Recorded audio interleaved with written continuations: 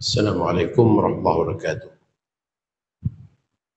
Alhamdulillah nahmaduhu nasta'inuhu nastahdihi wa nastaghfiruh wa na'udzu billahi min syururi anfusina wa min sayyiati a'malina may yahdihillahu fala mudilla lahu wa may yudlilhu fala hadiya lahu. Asyhadu an la ilaha illallah wa asyhadu anna Muhammadan 'abduhu wa rasuluhu wa habibuhu wa khaliluh. Allahumma shalli wa sallim ala sayyidina Muhammad wa ala alihi wa ashabihi wa man nasarahu wa wala. Wa ba'du fa ya ibadallah usikum wa nafsi wa iyaya bi taqwallah faqad fadal muttaqun. Qala rabbi shrah li sadri wa yassir li amri wa hlul 'uqdatam min lisani yafqahu qawli. Rabbi yassir wa la tu'assir, rabbi tammim bi khair. Yang dimuliakan Tuan Imam, pengurusi dan pegawai atas seluruh jawatan kuasa masjid, para asatizatul kiram, ahbabuna fillah, muslimin dan muslimat, mudah-mudahan dapat rahmat dan keberkatan dari Allah Subhanahu wa taala. Alhamdulillah, segala puji dan syukur kepada Allah Subhanahu wa taala yang kerana dengan limpahan rahmat, taufik, hidayah dan juga inayah daripada Allah Subhanahu wa taala, pada malam ini kita dapat sekali lagi bertemu. Dalam pertemuan yang lalu telah kita bicarakan hukum hakam berkenaan dengan muwafiq dan juga masbuk. Dan dalam pertemuan yang lalu telah kita bicarakan keadaan-keadaan di mana adanya khilaf ulama pada masalah muwafiq, dan begitu juga 9 perkara yang tidak ada khilaf ulama pada hukum berkenaan dengan muwafiq. InsyaAllah pada malam ni kita sambung tajuk masbuk, pada halaman 54. Buku kita ni halaman 54. Masbuk ialah seorang makmum yang tidak sempat berdiri bersama imamnya sekadar masa bacaan surah Al-Fatihah yang sederhana sebelum imamnya rukuk. Ia boleh berlaku ke atas seorang makmum dalam semua rakaat, sama ada pada rakaat pertama, kedua, ketiga dan seterusnya pada rakaat keempat. Maksudnya masbuk ni dia boleh jadi dalam rakaat pertama, boleh jadi juga rakaat kedua, boleh jadi juga di rakaat ketiga dan juga rakaat yang keempat. Sebagaimana muwafiq itu telah kita bicarakan boleh jadi dalam semua rakaat. Jadi masbuk dan muwafiq ni bukan ambil kira pada rakaat pertama saja. Ada orang dia salah faham, bila dia datang lambat, waktu dia datang imam rokok, dia takbir langsung rokok, maka dia anggap dia mengambil hukum masbuk. Maka dia beranggapan tiap-tiap rakaat dia ni orang masbuk. Bukan macam tu. Bukan macam tu. Dia hanya jadi masbuk pada rakaat pertama saja. Tapi saat rakaat kedua dia dah boleh baca Fatihah sampai habis. Maka rakaat kedua dia jadi orang muwafiq pada hukum. Maka begitulah juga hukum masbuk ini boleh jadi dalam setiap rakaat. Bagi orang yang tidak menghabiskan bacaan Fatihah sebelum imam rukuk, dia dapat kadar masa yang tak cukup.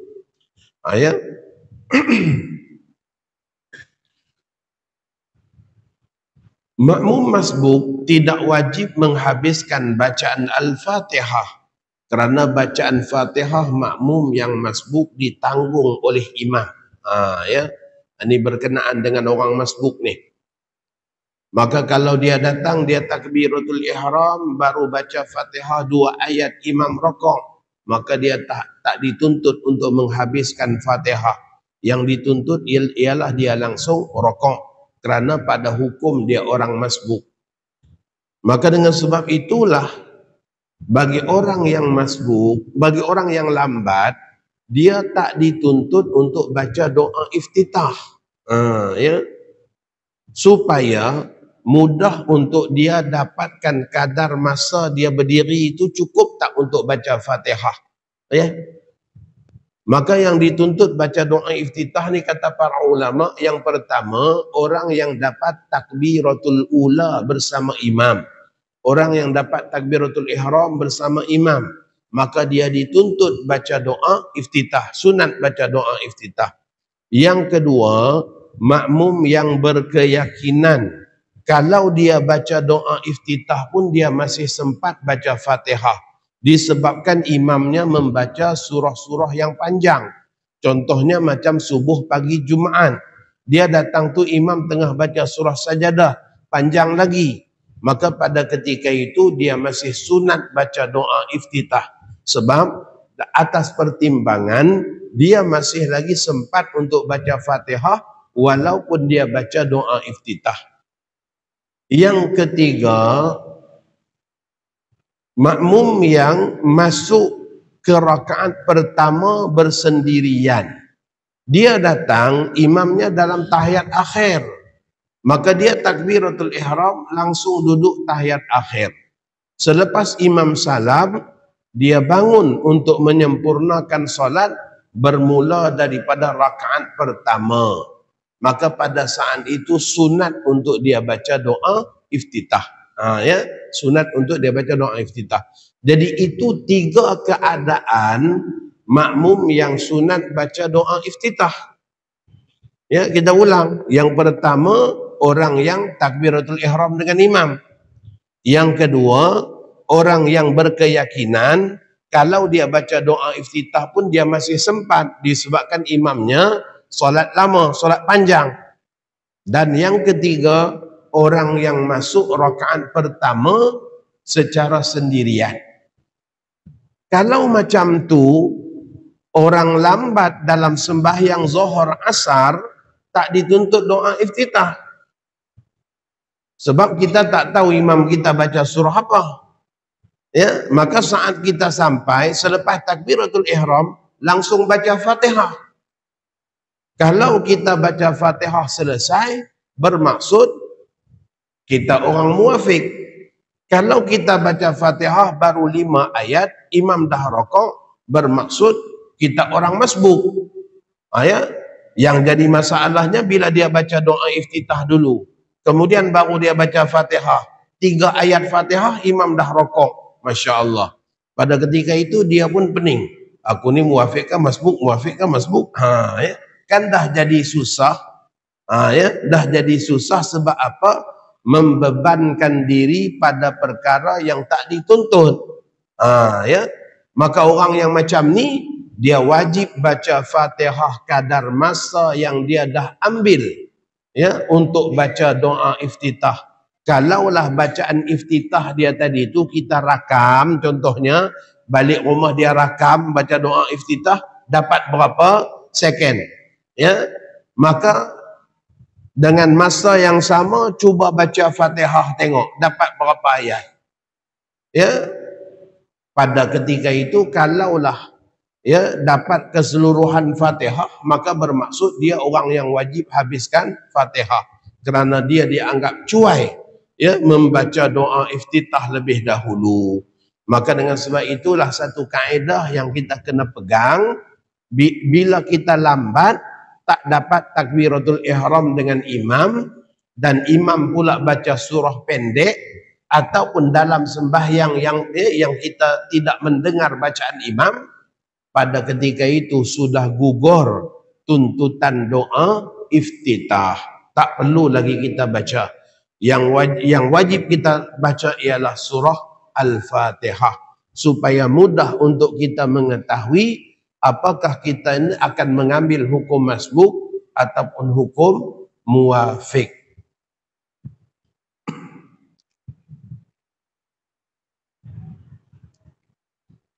Makmum masbuk itu tak dituntut untuk membaca ataupun menghabiskan bacaan surah Al-Fatihah, kerana bacaan Fatihahnya akan ditanggung oleh imam. Sebagaimana disebutkan dalam sebuah hadis, man kana lahu imam fa qira'atu imam lahu qira'ah. Barang siapa yang mempunyai imam, maka bacaan imam adalah bacaan baginya. Yang riwayat hadis ni Imam Malik, tapi dalam mazhab Maliki sekalipun ia tidak mengatakan bahawa makmum tak payah baca apa-apa, semua ditanggung oleh imam. Tidak sedemikian. Ya, maka ulama mengatakan hadis ini adalah berkenaan dengan orang masbuk. Ya, berkenaan dengan orang masbuk, bukanlah berkenaan dengan semua makmum. Sampaikan semua bacaan dia ditanggung oleh tuan imam sampai tak payah baca apa-apa. Tidak macam tu. Ya, hadis ni hanya berkenaan dengan orang masbuk.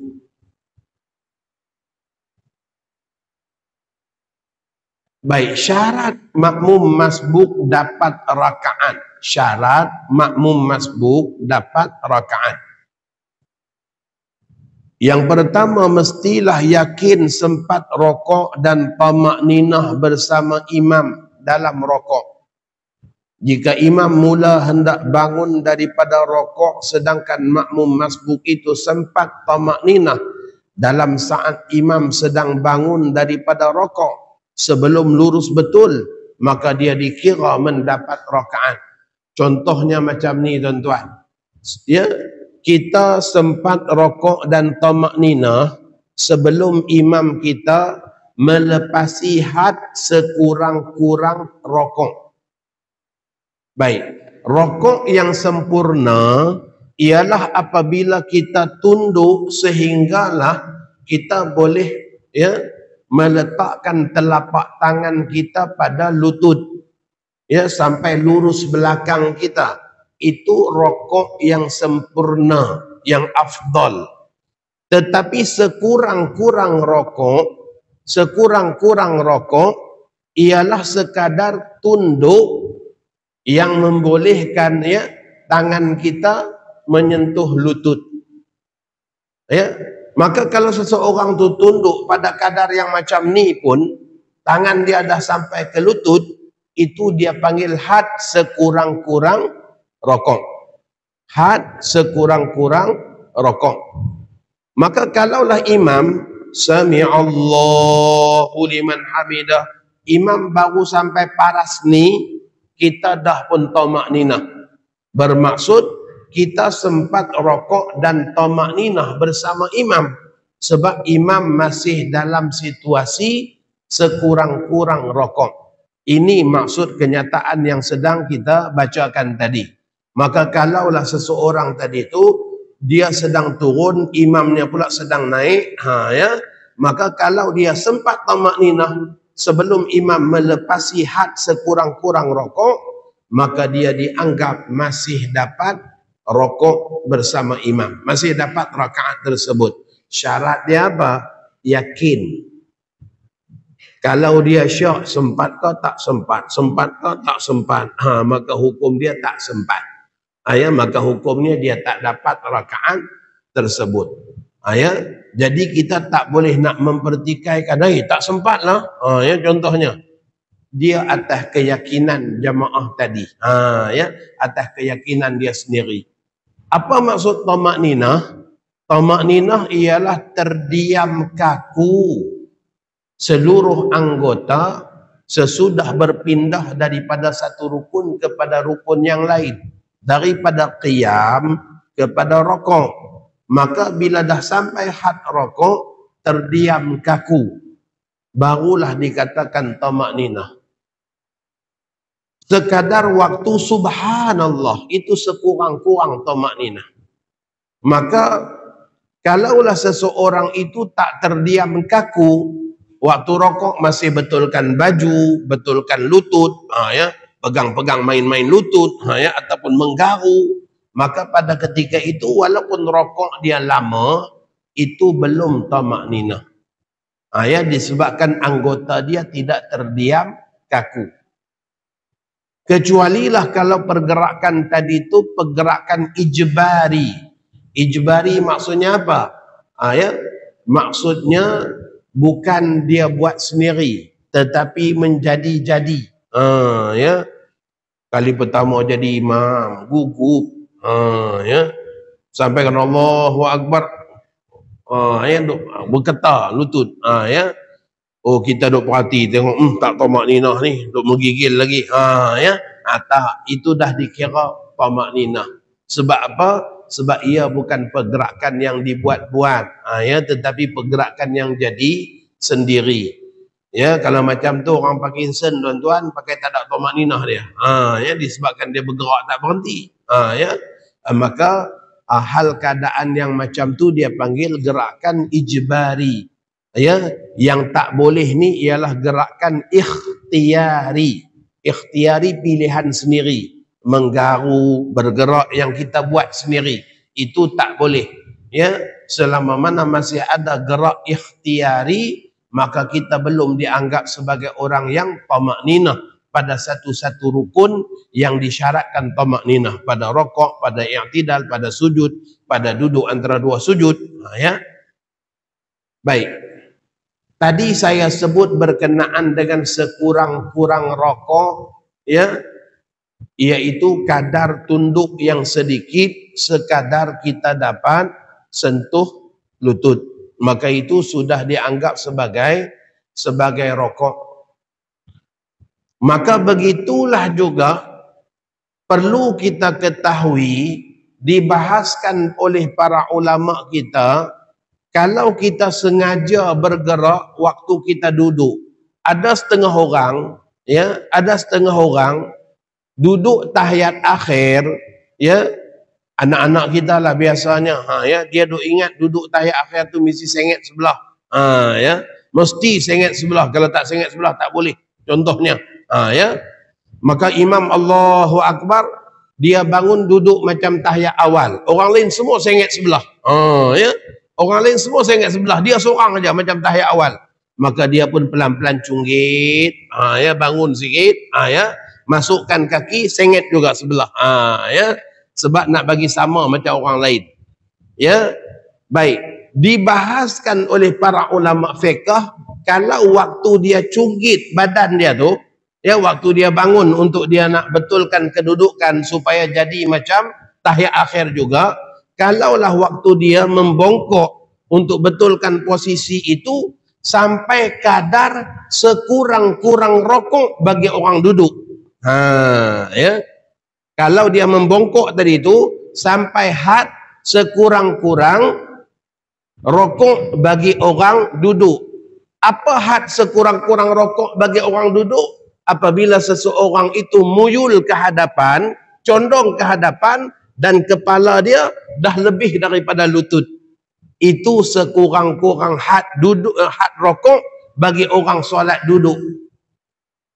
Jadi kalau waktu dia mencungkil tu, ya, dia cunggit bangun tu untuk dia betulkan kedudukan, kepala dia lebih ke depan daripada lutut, itu sudah dianggap mencapai had sekurang-kurang rokok bagi orang duduk.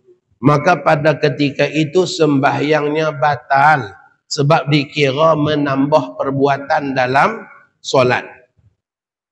Ya, minta tolong ingatkan anak-anak kita yang duk betulkan posisi. Memang kita duk jumpa kadang-kadang bukan anak-anak aja, yang tua pun sama. Ya, dia betulkan posisi. Ya, jadi kalau mencapai had sekurang-kurang rokok bagi orang duduk, maka ia dianggap menambah rukun, ya, dan membatalkan solat kerana perbuatan yang sengaja.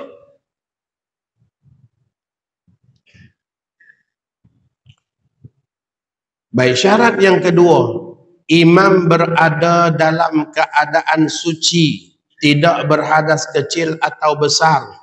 Jika imam berada dalam keadaan hadas, maka makmum itu dikira tidak mendapat rakaat, kerana imam itu tidak layak untuk menanggung bacaan Fatihahnya sendiri.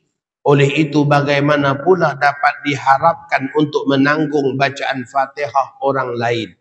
Tuan imam dalam keadaan hadas. Contohnya lah, selepas selesai sembahyang aja tuan imam toleh, tuan-tuan mohon maaf saya lupa mandi wajib. Contohnya.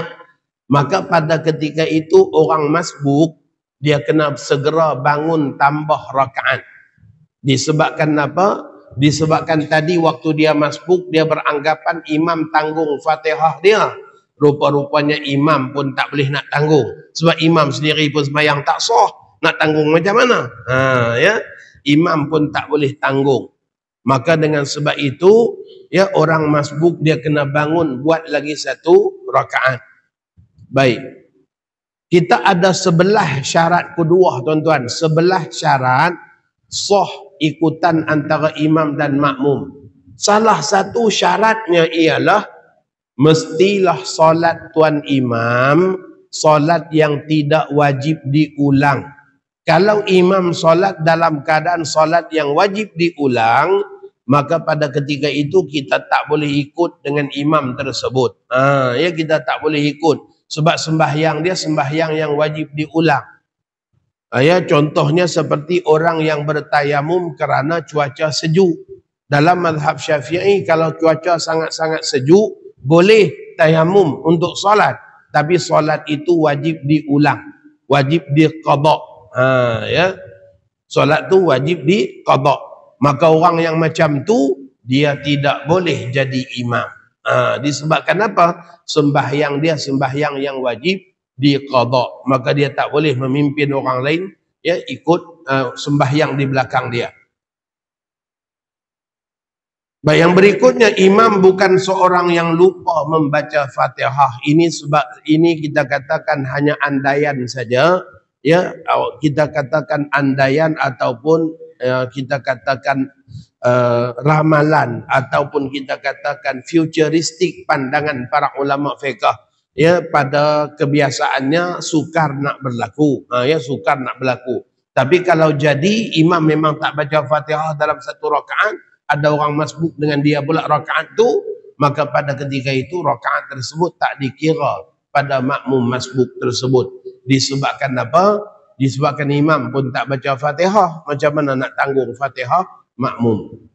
Yang berikutnya, yang keempat, rakaat yang sempat dikerjakan oleh makmum yang masbuk itu hendaklah rakaat yang dikira bagi imam. Kalau imam bangun ke rakaat yang kelima, ya, imam bangun ke rakaat yang kelima, ya, ada orang datang ikut kepada dia dan masbuk, rakaat itu tak dikira bagi imam.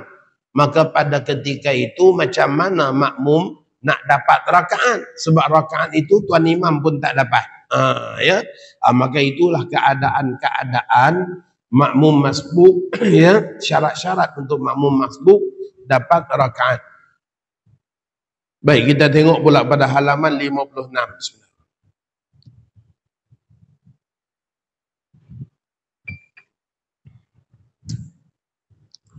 Perhatian, kecepatan bacaan imam boleh mengakibatkan makmum jadi masbuk.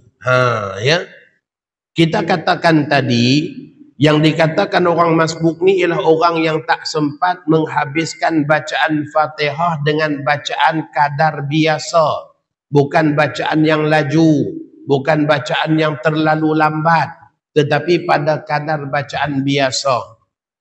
Biasanya kita duk sembahyang asar dan zuhur dengan mana-mana imam pun, rakaat ketiga, rakaat keempat kita habis baca Fatihah baru imam rokok. Biasanya macam tu. Biasanya macam tu. Ya. Begitu juga, ya, rakaat ketiga solat maghrib, rakaat ketiga dan keempat solat, ya, Isya, kita sempat menghabiskan Fatihah baru imam rokok. Tiba-tiba fulan bin fulan jadi imam, kita tak sempat habis Fatihah.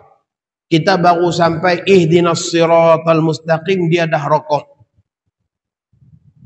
Maka nyatalah pada kita orang tersebut baca Fatihah lebih cepat pada kadar biasa. Sebab selama ni dengan imam mana pun kita sempat. Ya. Dengan imam Masjid Al-Azim pun sempat, dengan imam Masjid Air Keruh pun sempat, dengan imam ya, Alor Gajah pun sempat, ya, dengan imam Tampin pun sempat. Masya Allah. Tiba-tiba dia jadi imam, kita tak habis Fatihah, dia dah rokok. Ya, di rakaat ketiga dan keempat. Solat maghrib, solat isya, ya. Begitulah juga solat zuhur dan asar. Rakaat ketiga dan keempat kita tak sempat. Maka itu menunjukkan bacaan imam tersebut lebih laju daripada bacaan orang lain. Sebab semua imam-imam lain yang jadi imam pada kita sempat. Tiba-tiba dia jadi imam, kita tak sempat. Ya.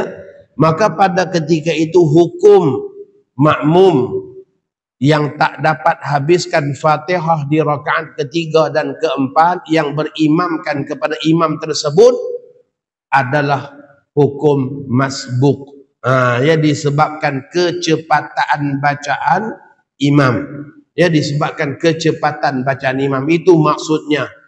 Dalam kitab Nihayatuz Zin, Syekh Nawawi Banten ada menyebutkan, dan sekiranya mengikut kepada imam yang cepat bacaannya daripada kebiasaan, sedangkan makmum seorang yang sederhana bacaan, sehingga qiyam pada setiap rakaat makmum itu tidak dapat keluasan masa yang cukup untuk membaca Fatihah yang pertengahan dan sederhana, maka dia adalah seorang yang masbuk pada setiap rakaat. Ya, kita akan jadi orang masbuk pada setiap rakaat. Maka ini juga perlu diketahui oleh imam-imam kita. Baca dengan kadar bacaan sederhana, jangan baca laju. Ini waktu baca Fatihah, baca surah sederhana, tapi bila baca Fatihah saja, waktu perlahan dia laju. Ya. Salat maghrib, Alhamdulillahi Rabbil Alamin. Oh, punya lama. Ya. Tapi bila masuk rakaat ketiga, Bismillahirrahmanirrahim. Alhamdulillahirabbil alamin arrahmanirrahim maliki yaumiddin. Punya laju. Ya, dia punya laju. Itu yang akan menjadikan makmum di belakang kalang kabut habis. Ya, sebab dia baca laju. Patutnya baca biasa jugalah. Bismillahirrahmanirrahim.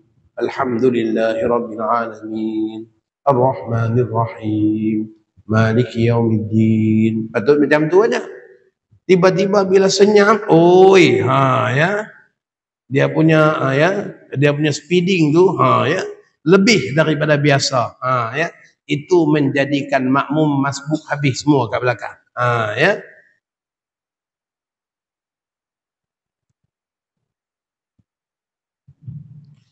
Sekiranya makmum masbuk menyibukkan diri dengan bacaan isti'adzah dan doa iftitah, ni yang kita katakan tadi tu, a'udzubillah tak dituntut, doa iftitah pun tak dituntut, maka dia hendaklah membaca Fatihah sekadar waktu yang telah diambilnya untuk membaca isti'adzah dan iftitah itu, kerana dia dianggap cuai kerana mengutamakan sunat daripada yang fardu.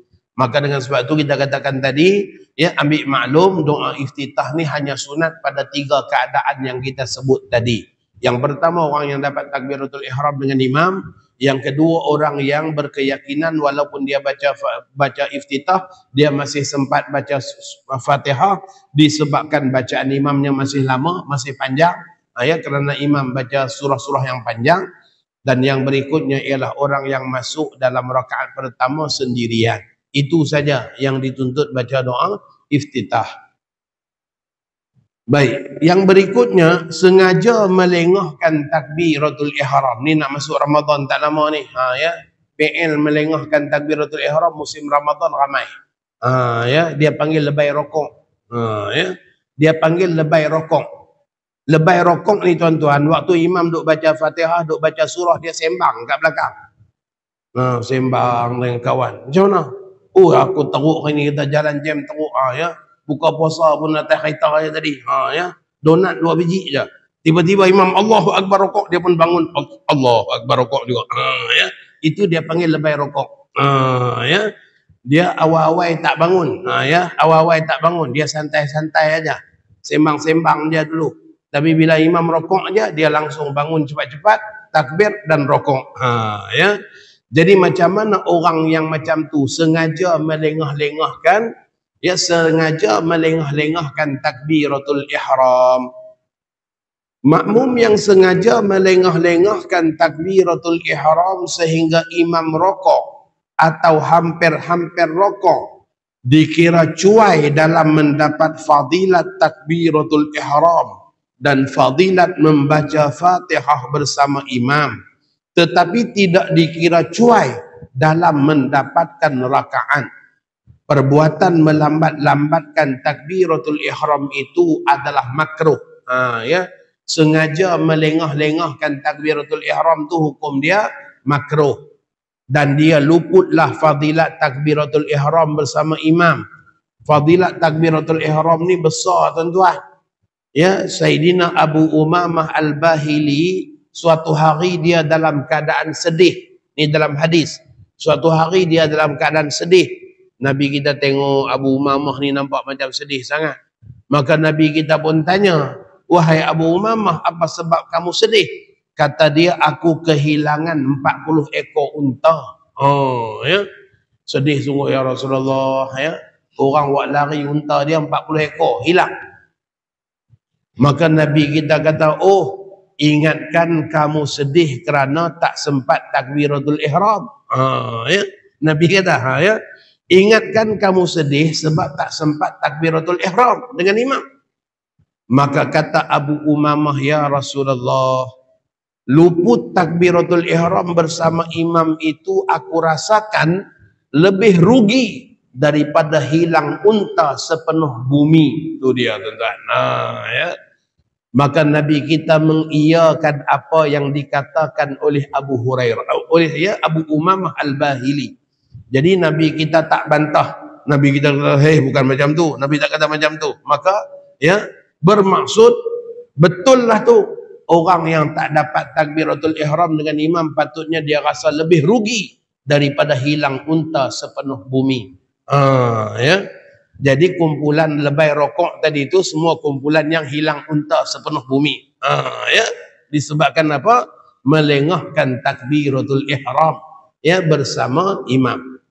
Dia tak dapat fadilat takbiratul ihram bersama imam, pasti dah. Yang kedua, dia tak dapat fadilat apa lagi? Dia tak dapat fadilat baca doa iftitah. Yang ketiga, dia tak dapat fadilat baca Fatihah. Yang keempat, dia tak dapat fadilat amin dengan imam. Yang kelima, dia tak dapat fadilat muwafaqah, iaitu menyertai imam pada kedudukan-kedudukan tertentu. Maka dia tak dapat menyertai imam pada takbiratul ihram, pada qiyam Fatihah, dan juga pada qiyam amin, pada qiyam bacaan surah, ya, kerana dia hanya bangun dan mendapatkan imam dalam rokok saja. Maka sebahagian daripada fadilat-fadilat utama sembahyang luput daripada orang tersebut kerana sengaja melengah-lengahkan takbiratul ihram bersama imam. Ya. Namun dari segi rakaat dia tak dianggap cuai. Dia dapat rakaat apabila dia memenuhi syarat-syarat orang yang dapat rakaat, iaitu dia sempat rokok dan tamakninah dengan imam dengan yakin. Maka pada ketika itu dia dapat rakaat. Baik, berikutnya imam terbatal selepas orang masbuk mendapat rokok bersama imam. Jika makmum masbuk mendapat imam dalam rokok, lalu dia rokok dan sempat bertamakninah bersamanya dalam rokok, tiba-tiba imam itu berhadas ketika i'tidal atau ketika sujud. Tiba-tiba waktu i'tidal imam batal. Ni jadi sungguh tuan-tuan, ya, jadi sungguh ni reality. Ya, saya balik pada sembahyang Jumaat, ya, kita ni waktu sembahyang Jumaat silent handphone. Jadi tak perasan lah, tak perasan ya ada panggilan tu. Ya. Dah pukul 3 lebih dah bila kita masuk office, baru nak tengok balik handphone, tengok tu dia ya. Panggilan ya bertubi-tubi. Ya.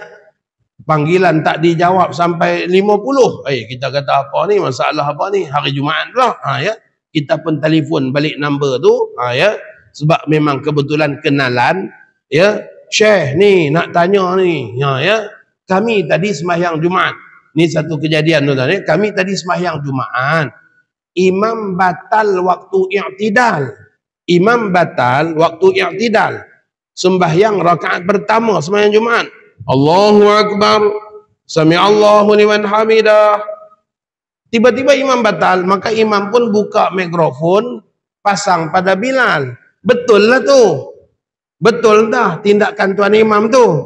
Sebab dia dah batal. Ya. Dia boleh bercakap saja, tolong gantikan anak ya. Boleh saja. Jangan kawan yang dia klip tu, baiklah, batal lah kalau kata ya. Imam boleh bercakap saja sebab imam dah batal. Jangan kawan yang nak ganti imam tu cakap. Ya. Maka Bilal pun bila diklip saja mikrofon tu, Bilal pun melangkah ke depan. Bismillahirrahmanirrahim. Alhamdulillahirabbil alamin. Ulang balik baca Fatihah. Sedangkan tadi dah rokok dah. Ya. Dah rokok dah. Terpinga-pinga semua jemaah ni. Tapi nak buat macam mana? Tak tahu.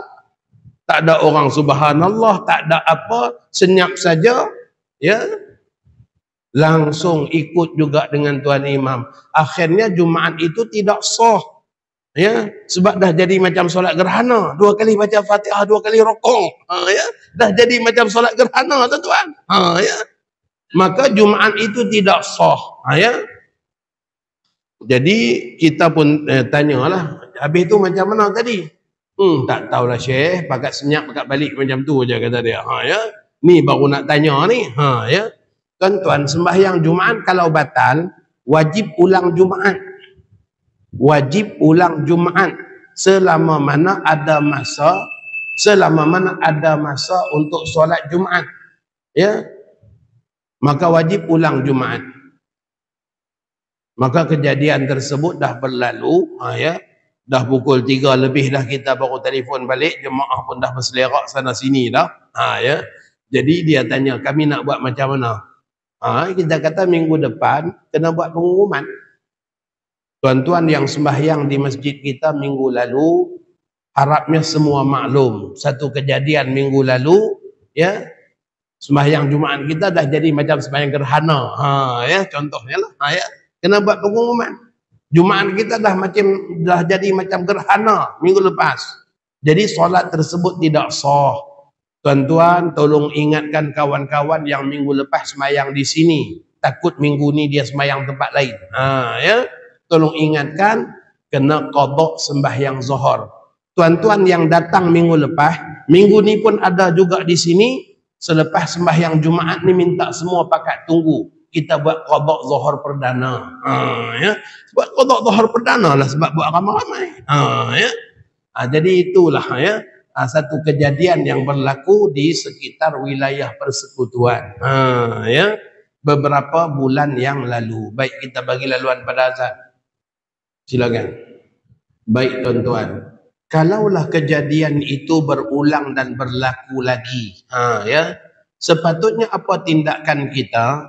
Para jemaah di belakang, waktu Bilal sambung dengan bacaan Fatihah, hendaklah para jemaah di belakang memberi tanbih, subhanallah. Ya. Tu imam yang dah batal pun, ya, patutnya bila Bilal sambung dengan baca Fatihah, dia patah balik. Hai, terus sujud. Ya. Patutnya dia beritahu macam tu. Ya. Bukan ulang semula baca Fatihah. Dia boleh cakap saja. Ya, dia boleh cakap saja kepada imam gantian tu. Ya. Maka ya, dia kena tunggu, pastikan orang yang ganti dia tu buat tindakan yang betul. Bukan dia terus tinggal saja. Ya, dia kena pastikan. Ya, saat dia klip aja mikrofon, orang tu bergerak ke depan, patutnya Allahu Akbar langsung sujud. Tiba-tiba kawan ni Bismillahirrahmanirrahim. Patutnya imam BBC. Sujud. Ya. Bukan dia, ya. Bukan imam klip-klip dia tinggal pergi ambil wuduk ke apa, tinggal kawan ni punggah. Ya. Jadi patutnya dia bila dia dengar pelik dan tindakan yang salah, dia patut tegur dulu. Ya, dia patut tegur dulu, bukan dia tinggalkan. Ya. Jemaah di belakang juga patut beri tanbih dengan subhanallah. Biarlah tanbih sampai satu masjid pun mula-mula seorang dia subhanallah, imam duk baca Fatihah juga subhanallah, satu masjid subhanallah. Ya, biar terkejut. Ya, sebab apa? Memang keadaannya tadi itu salah. Ya.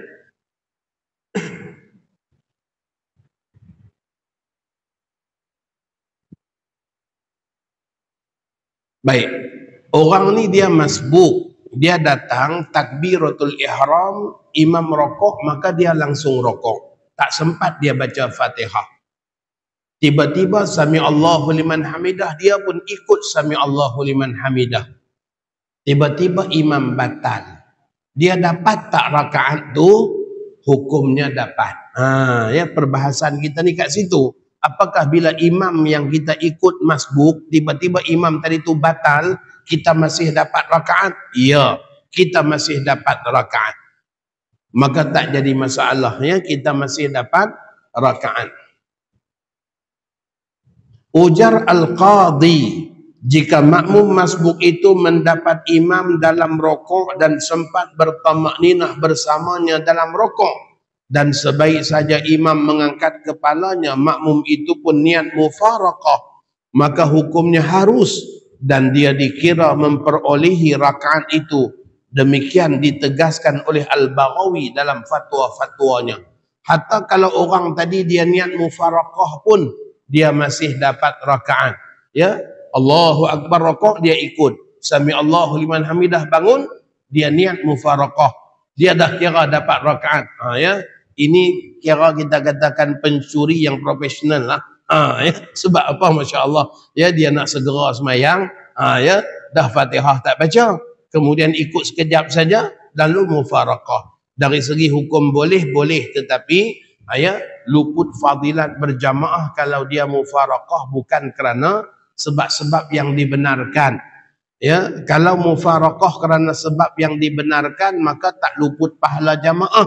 Masih dapat pahala jamaah walaupun kita niat berpisah. Contohnya kita bermufaraqah sebab kalau kita ikut sembahyang kita batal. Contohnya kita dengar bacaan Fatihah tuan imam ada salah, yang salah mengubah makna, maka pada ketika itu kita wajib mufaraqah. Tuan-tuan, mufaraqah ni bukan maksud kita berhenti semayang, pergi semayang lain kat belakang. Itu bukan mufaraqah, itu membatalkan solat. Mufaraqah ni hanya batalkan niat ikut imam. Kita kekal di tempat kita, hanya batalkan niat ikut imam. Maka kalaulah bermufaraqah dengan sebab yang dibenarkan, tak hilang pahala. Antara yang dibolehkan mufaraqah ialah kerana nak menyelamatkan harta. Dia tertinggal handphone, dompet, semuanya tertinggal di tempat ambil wuduk. Waktu ambil wuduk semuanya keluarkan, letak di atas, ambil songkok tutup. Ya. Selesai aja ambil wuduk langsung masuk masjid, pakai songkok seminggu sekali, akhirnya lupa. Ya. Lupa pada songkok, tak ingat. Tapi selepas takbiratul ihram saja setan datang, bang, songkok awak kat bawah. La ilaha illallah. Ya. Dia dah gundah gulana dah. Maka boleh dia niat mufaraqah, habiskan sembahyang cepat-cepat sebab nak pergi selamatkan harta. Boleh. Tapi dengan syarat harta tadi tu boleh mendatangkan kerugian dan kepayahan yang besar pada kita. Ya, duit tak banyak mana, tapi hilang kad bank, hilang kita katakan ya IC, hilang lesen, itu semua leceh. Ya, maka sebab nak menyelamatkan semua tu boleh. Kita semayang sebab kawan ni pun bunyi lagi sekali nak suruh berhenti dah tu. Ya. Tadi dah bunyi dah. Ya. Baik. Jadi ya, contohnya kita semayang sebelah seseorang, tiba-tiba dia mufaraqah. Kita tengok kawan ni pergi dulu pada imam ni. Rokok, sujud pergi dulu. Ya, habis-habis dia langsung keluar. Ya. Elok kita duk wirid dia datang balik duduk sebelah. Kita kata, bang, mufaraqah tadi. Ya Ustaz, saya menyelamatkan harta. Harta apa? Saya tertinggal kayu sugi. La ilaha illallah. Ya. Kalau takat tinggal kayu sugi, tak payah mufaraqah lah. Ya. Sebab itu bukan kerugian yang besar. Ya. Kerugian yang besar ni yang boleh. Kalau takat tinggal kayu sugi aja, kita mufaraqah yang macam tu hilang pahala jamaah. Ya. Hilang pahala jamaah. Tetapi kalau mufaraqah dalam keadaan situasi yang diizinkan, nak menyelamatkan harta yang boleh menyebabkan kerugian dan kepayahan, maka hukumnya tak hilang pahala berjamaah. Ya. Jadi di sini dia sebut contohnya orang tu dia ikut dengan imam sampai rokok saja. Bila i'tidal dia niat mufaraqah, apakah dia dapat rakaat? Ya, dia masih dapat rakaat. Ya, walaupun dia dah ya niat berpisah dengan imamnya selepas i'tidal. Baik, itulah lebih kurangnya yang dapat kita bicarakan pada malam ni. Mudah-mudahan ada faedahnya insya-Allah ya. Dalam pertemuan-pertemuan akan datang kita akan sambung tajuk-tajuk yang lain pula ya. Mudah-mudahan ada kebaikannya.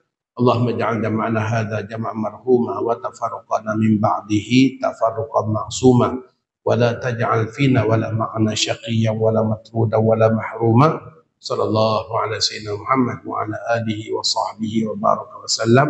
Walhamdulillahi rabbil alamin. Taqabbalallahu